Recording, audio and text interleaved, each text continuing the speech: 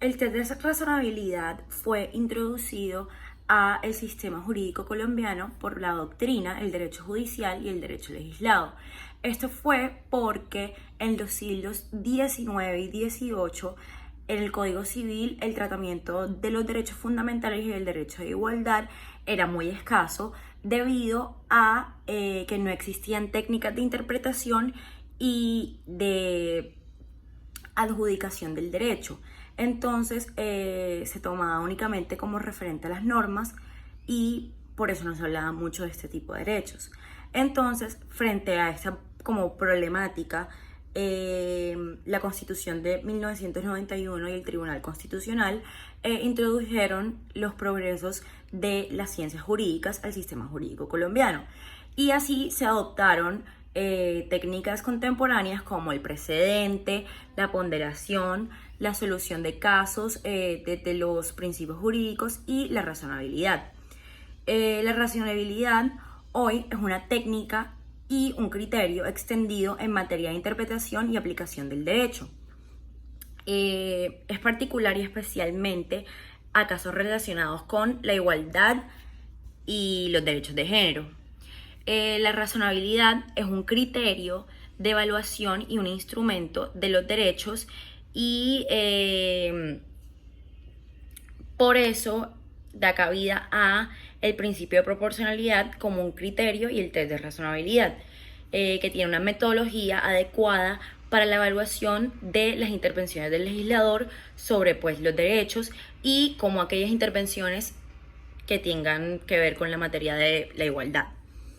Con la actividad de la Corte Constitucional se le da una importancia a adoptar estos criterios claros de evaluación en situaciones de diferencia de trato, por lo cual en algunos despachos de esa Corte se comenzó a aplicar el test de igualdad y las metodologías de evaluación que trae este.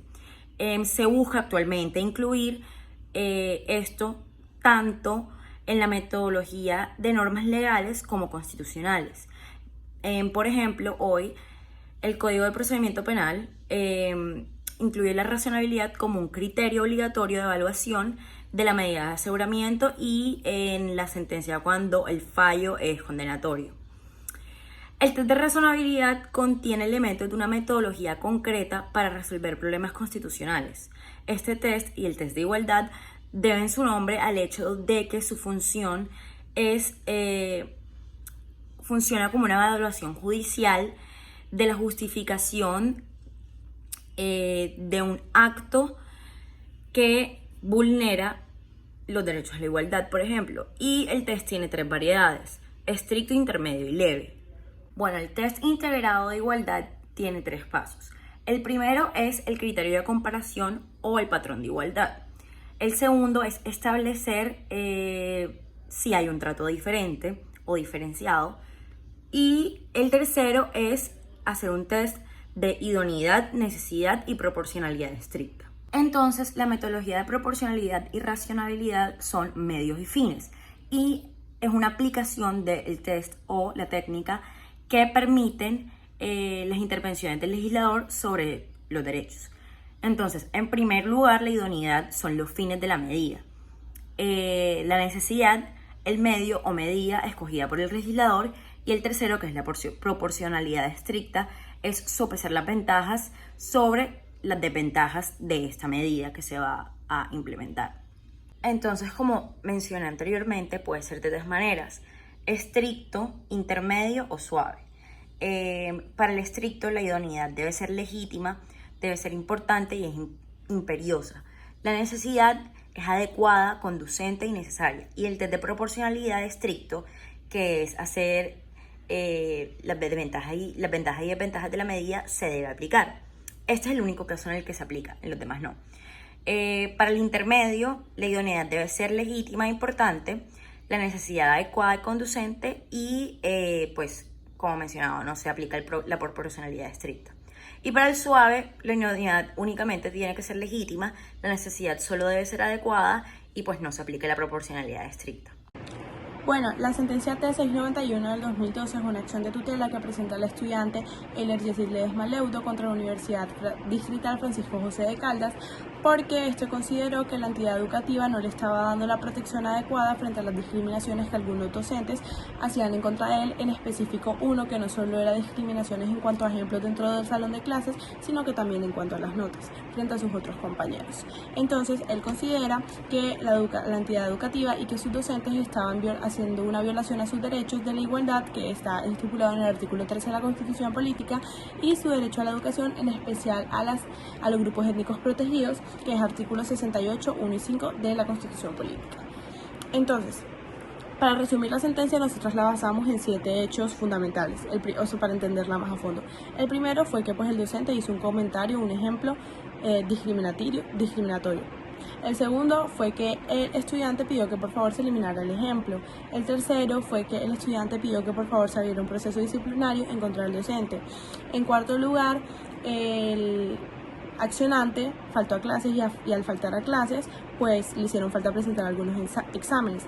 En quinto lugar, la universidad confirmó la actuación negativa del docente, o sea, el comportamiento negativo que tomó el docente en cuanto a utilizar esos ejemplos. En sexto lugar, el accionante pide que por favor. 2. Los actos de discriminación son actuaciones contrarias al principio de dignidad humana y por tanto proscritas del orden constitucional vigente. 3. Cuando tales actos conllevan una puesta en escena ante un grupo de personas que hacen las veces de público, la discriminación implica afectaciones inmateriales a la dignidad. 4. No toda razón que se pueda ofrecer para dar sustento a un trato diferente entre iguales es válida constitucionalmente. Y quinto y último, el derecho a no ser discriminado por razones de raza mediante estereotipos y prejuicios, especialmente en ámbitos como la educación, está garantizado en instrumentos internacionales aplicables en Colombia. El artículo 7 de la Convención Internacional sobre la Eliminación de todas las formas de discriminación establece que los Estados partes se comprometen a tomar medidas inmediatas y eficaces, especialmente en las esferas de la enseñanza, la educación, la cultura y la información, para combatir los prejuicios que conduzcan a la discriminación racial y para promover la comprensión, la tolerancia y la amistad entre las naciones y los diversos grupos raciales o étnicos.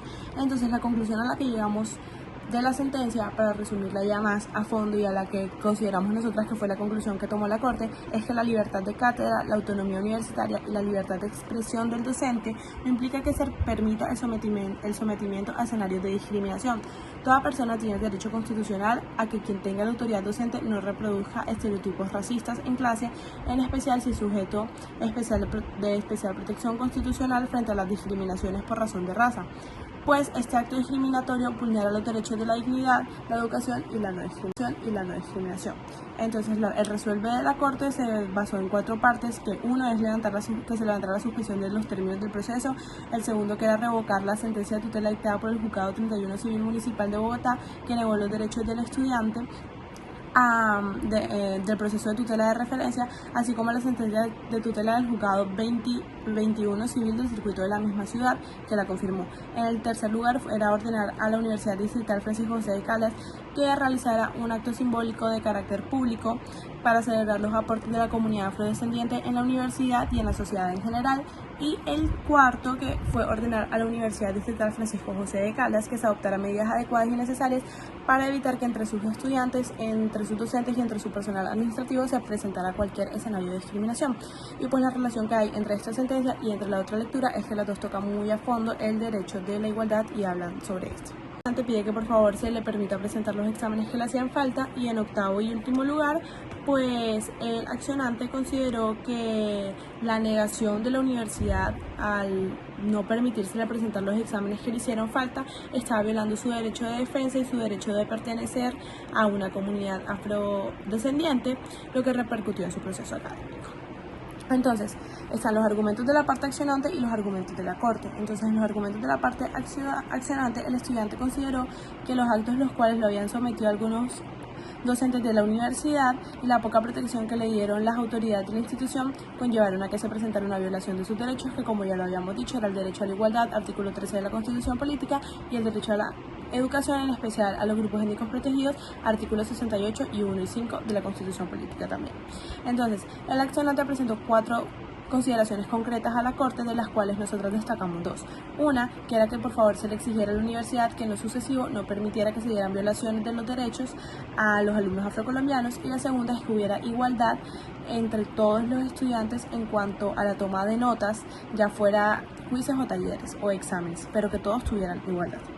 Entonces, los argumentos de la Corte son 5. O sea, los 5 más relevantes porque habían varios. Entonces, 1. Que las reglas y principios que inspiran el Estado social y democrático de derecho que es Colombia excluyen los actos de discriminación en contra de cualquier persona. 2. Los actos de discriminación